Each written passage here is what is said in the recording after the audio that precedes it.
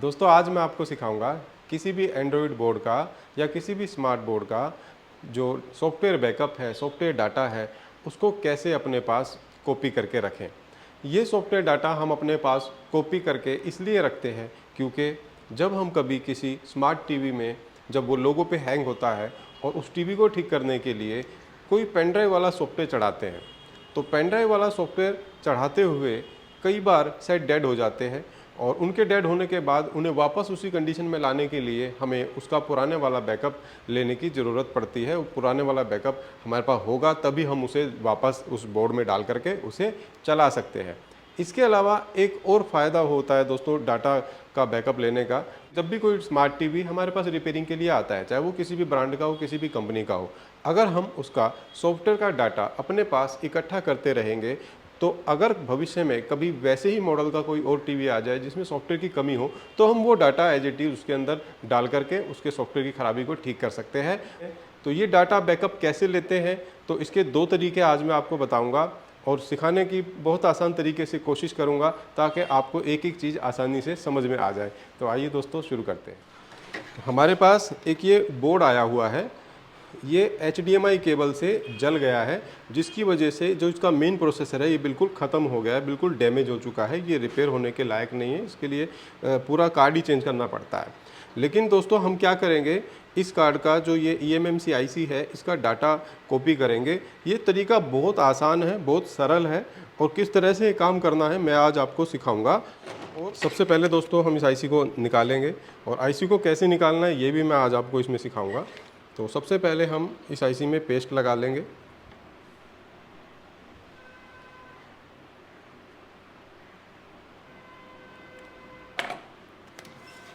उसके बाद जो SMD मशीन है इसका जो हीटिंग है वो 300 के आसपास हम रख देंगे और एयर इसका हम कर देंगे 2 पे।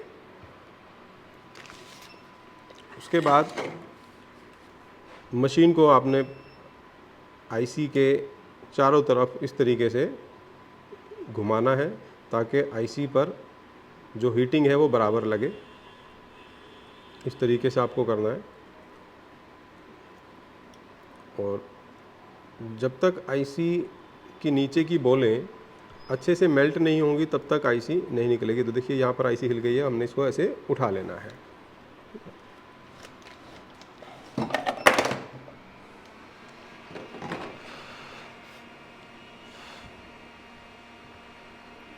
IC को ठंडा होने देंगे।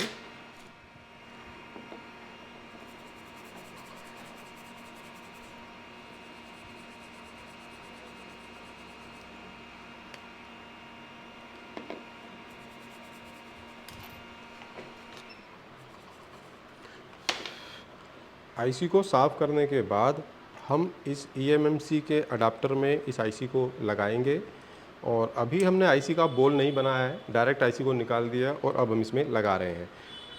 और अब हम चेक करेंगे कि क्या IC हमारी अच्छे से कनेक्ट हो गई या नहीं, और अगर कनेक्ट नहीं हुई होगी तो हम इस IC की बोल दोबारा बनाएंगे। उसके बाद दोबारा से इसको अडाप्टर में लगाकर प्रोग्रामिंग करेंगे। तो यहाँ पर आप देख सकते हैं दोस्तों, ये इस प्रोग्रामर बॉक्स के अंदर बताया गया है कि IC का पिन नंबर 1 इस तरफ आना चाहिए और जो सबसे पीछे की तरफ आपको इस अडाप्टर की पिनों को इस तरह से लगाना है। और यहाँ पर भी IC में दिया गया है डायरेक्शन, तो एक बार दिखाना।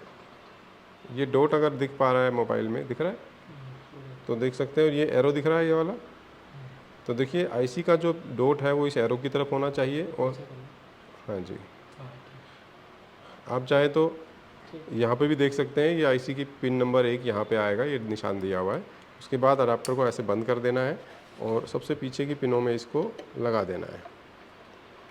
उसके बाद इसको कर देना है। अब हम आएंगे बड़ी स्क्रीन पर। हम RT 809H जो सेटअप है इसको खोलेंगे।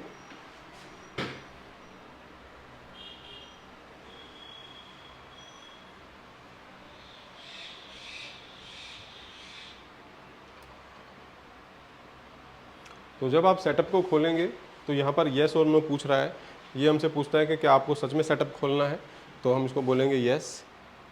हम यस का बटन दबाएंगे यहाँ पर।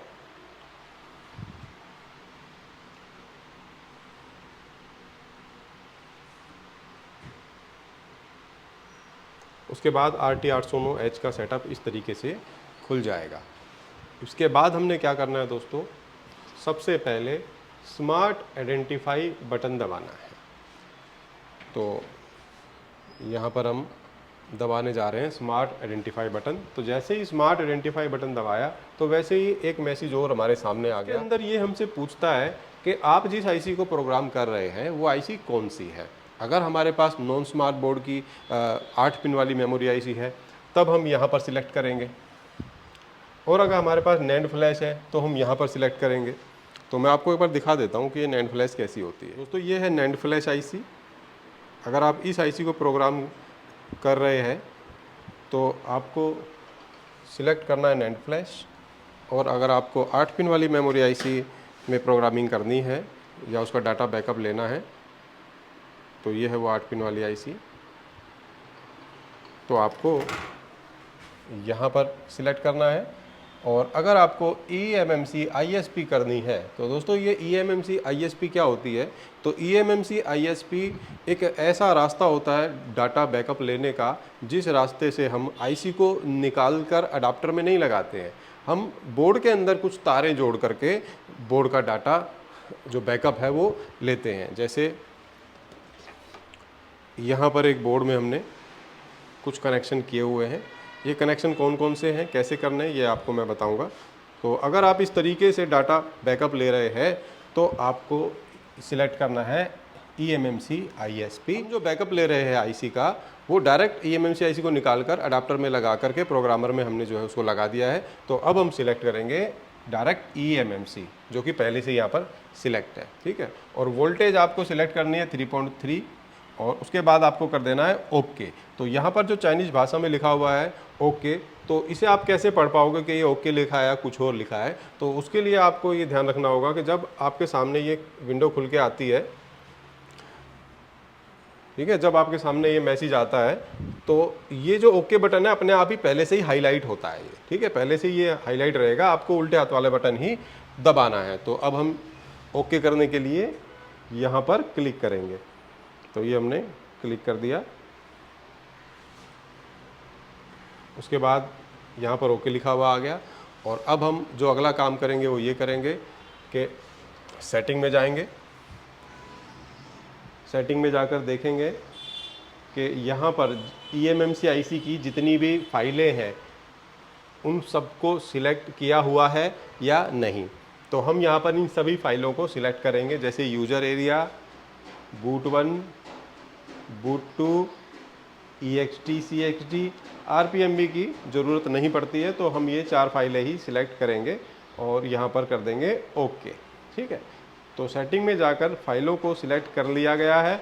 उसके बाद अब आपको रीड बटन दबाना है। तो जैसे ही रीड बटन आप दबाओगे वैसे ही जो इसका डाटा है वो कॉपी होना शुरू हो जाएगा। लेकिन यहाँ पर एक मैसेज हमारे सामने आ गया है, ये कह रहा है कि जो हमारा अडाप्टर है ना उसकी ये जो पीछे वाली ये वाली जो पिन है ना वो ठीक से कनेक्ट नहीं हुई है। तो एक बार ज़रा मैं दोबारा निकाल के लगा के देख लेता हूँ। तो अडाप्टर की जो पिन है एक बार हम दोबारा से निकाल के लगा देते हैं, ठीक है। और आईसी को भी एक बार दोबारा निकाल के साफ करके लगा के देखते हैं। अब भी अगर बात ना बने तो आईसी को करेंगे रीबॉलिंग। साफ कर लेते हैं अच्छे से।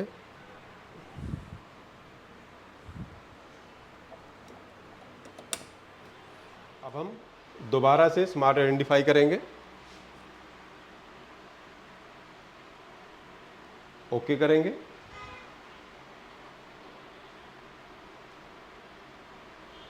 उसके बाद सेटिंग में जाकर देखेंगे क्या वे सभी फाइलें सिलेक्ट है जो हमने करी थी, बिल्कुल सिलेक्ट है। उसके बाद ओके बटन दबाएंगे और अब हम रीड दबाएंगे। तो जैसे ही हमने रीड बटन दबाया तो उससे पहले देखो कौन सा मैसेज आया था कि आपकी जो पिन है कोई कनेक्ट नहीं है। तो हमने दोबारा से उसको निकाल के लगाया साफ करके। तो अब वो मैसेज नहीं आया क्योंकि आईसी अच्छे से कनेक्ट हो चुकी है, हमें रिबॉलिंग करने की जरूरत नहीं पड़ी। रिबॉलिंग करेंगे हम उसको लगाते हुए। अब हमें दोस्तों इस फाइल को करना है सेव। तो इस फाइल को सेव करने के लिए हमें पहले बताना पड़ेगा इसको कि आपको ये फाइल रखनी कहाँ है। तो दोस्तों ये फाइल कहाँ रखनी है मैं आपको बता देता हूँ। तो माई कंप्यूटर के अंदर आपको जाना है। जैसे हम माई कंप्यूटर में जाएंगे तो हमारे कंप्यूटर में C और D दो ड्राइव हैं। हम D ड्राइव में जाएंगे, यहाँ पर जाकर के हम इस फाइल का जो है नाम चेंज कर देंगे। इसका नाम वो लिख देंगे जो उस टीवी का मॉडल नंबर होगा या उस कार्ड का मॉडल नंबर होगा। तो इस कार्ड का जो मॉडल नंबर है वो हम इसके नाम की जगह पे लिख देते हैं T950X.PC792। इसके अलावा आप टीवी का मॉडल नंबर भी लिख सकते हो। MI, ये MI हमने टीवी का कंपनी का नाम भी लिख दिया है। और अब हम जैसे ही सेव बटन दबाएंगे वैसे ही डाटा है आईसी का वो रीड होना शुरू हो जाएगा, कॉपी होना शुरू हो जाएगा। तो देखिए यहाँ पर EXD CXD जो फाइल है वो सक्सेसफुल रीड हो चुकी है। बूट 1 बूट 2 भी अच्छे से सक्सेसफुल जो है रीड हो चुकी है। और अब जो चौथी फाइल है जो कि यूजर एरिया है तो उसमें थोड़ा टाइम लगेगा, लेकिन यहाँ पर शुरुआत हो गई है इसकी। ठीक है, तो इसमें जो टाइम लगता है वो आधा घंटा भी लग सकता है, 1 घंटा भी लग सकता है। ये डिपेंड करता है आईसी के साइज़ के ऊपर कि उसके अंदर कितना डाटा है, कितने जीबी का डाटा है। तो जितना ज़्यादा डाटा रहेगा उतना ही ज़्यादा टाइम लगता है, लेकिन 1 घंटे से ज़्यादा नहीं लगता है, लगभग इसके आसपास ही टाइम लगता है। तो यहाँ पर जिस हिसाब से हो रहा है, जिस स्पीड से हो रहा है, तो मुझे लग रहा है कि आधे घंटे के अंदर अंदर ये फाइल रीड हो जाएगी। तो जब तक फाइल रीड हो रही है तब तक के लिए हम वीडियो को स्किप करते हैं। उसके बाद जब कंप्लीट फाइल हो जाएगी हम वीडियो को दोबारा शुरू करें। 100% फाइल कॉपी हो गई है और अब यहाँ पे ओके लिखा हुआ आ गया है। अब देखते हैं कि ये फाइल जो हमने सेव करी थी ये सभी फाइलें सेव हो गई या नहीं। तो उसके लिए जाना है माई कंप्यूटर के अंदर, दिस PC, D ड्राइव, और यहाँ पे आप देख सकते हैं ये फोल्डर हमने बनाया था MI का जिसमें हमने बोर्ड का मॉडल नंबर लिखा था, आप देख सकते हैं। तो इसके अंदर जाके देखेंगे तो आप देख सकते हैं यहाँ पे जो भी डाटा हमने कॉपी किया था ये सारी फाइलें यहाँ पर आ चुकी है। और अगर आपको ये फाइल किसी भी टीवी में डालनी है तो आपको किस तरह डालनी है तो वो एक बार मैं आपको बता देता हूँ। ठीक है, तो उसके लिए आपको दोस्तों क्या करना है, आपको दबाना है राइट बटन। जैसे आप राइट बटन दबाएंगे वैसे ही यहाँ पर आपको चले जाना है माई कंप्यूटर के अंदर। जैसा कि मैंने यहाँ से जाके आपको दिखाया था ना, वो अब आपको कंप्यूटर के अंदर यहाँ से जाना है। तो ये रहा वही चीज़ है जो यहाँ थी वो यहाँ पर है। आपको इसके अंदर जाना है, D में जाना है और जहाँ पर भी वो फाइल आपने रखी है उस फाइल पे चले जाना है।